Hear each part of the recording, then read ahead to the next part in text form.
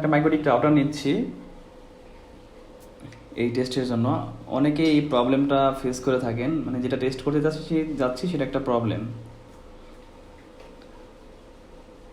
তো আমরা একটা মাইক্রোটিক নিয়েছি, এটাকে আমরা রিস্টার্ট দেব। তো সব কিছু ঠিকঠাক থাকলে এটা স্টার্ট হওয়ার কথা। হ্যাঁ, স্টার্ট হয়ে গেছে, কিন্তু প্রবলেম হচ্ছে আবার অটোমেটিকলি আমি কিন্তু বন্ধ করিনি, বাট অটোমেটিকলি এটা আবার অফ হয়ে গেছে।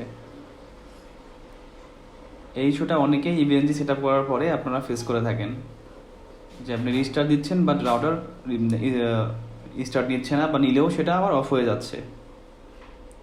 তো এটা সলিউশন করার জন্য আমরা একটু দেখব, খুবই সিম্পল একটা সলিউশন। আমরা ফার্স্টে মেশিনের পাওয়ারটা অফ করে দেব। অফ করে দিয়ে প্রসেসর যে সেটিংসটা আছে সেখানে ডাবল ক্লিক করলে একটা অপশন চলে আসবে। এটা হচ্ছে ভার্চুয়ালাইজ ইন্টেল ভিটিএক্স যে অপশনটা আছে, মানে আমার এটা ইন্টেলের সেটা বা এএমডি থাকলে পরে মানে একটা অপশনই, যদি এএমডিরও হয় এই অপশনটা ক্লিক করে ওকে করে দিবেন। দেন আবার যদি আমরা পাওয়ার স্টার্ট দিই, আমার ল্যাপটপ আবার রেডি হচ্ছে। আমরা এখন আবার চেক করে দেখব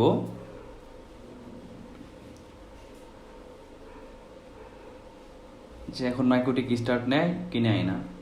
তার মানে আপনার ভার্চুয়ালাইজ যে ইন্টেলের অপশনটা আছে সেটা আপনাকে চালু করতে হবে বা টিক মার্ক দিতে হবে। সো আমাদের সার্ভার রেডি হয়ে গেছে। আমরা এখন ল্যাপটপটাকে ওপেন করব। ওপেন করে আবার আমরা একটা মাইক্রোটিক রাউটার নেব।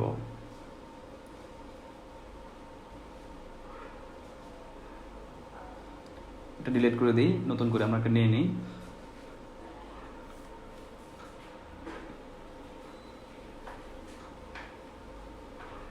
এখন যদি এটা আমি স্টার্ট দিই, হোপফুলি এটা স্টার্ট হয়ে যাবে এবং আমরা সাকসেসফুলি এটাকে রান করতে পারবো। MikroTik started. একটু ওয়েট করে দেখি এটা আবার অফ হয়ে যায় কিনা।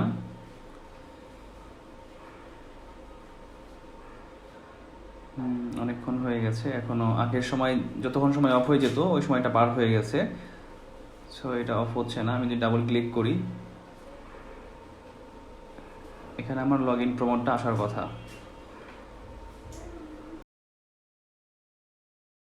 আমার মাইক্রোটিকে লগ ইন চলে আসে, তার মানে আমার রাউটারটা সাকসেসফুলি রান করেছে। তো আপনার এই প্রবলেমটা ফেস করলে পাওয়ারটা অফ করে দিয়ে, মেশিনের পাওয়ারটা অফ করে দিয়ে ভার্চুয়ালাইজে একটি টিক মার্ক দিয়ে আবার পাওয়ার অন করে দিবেন, আপনার ইস্যুটা সলভ হয়ে যাবে।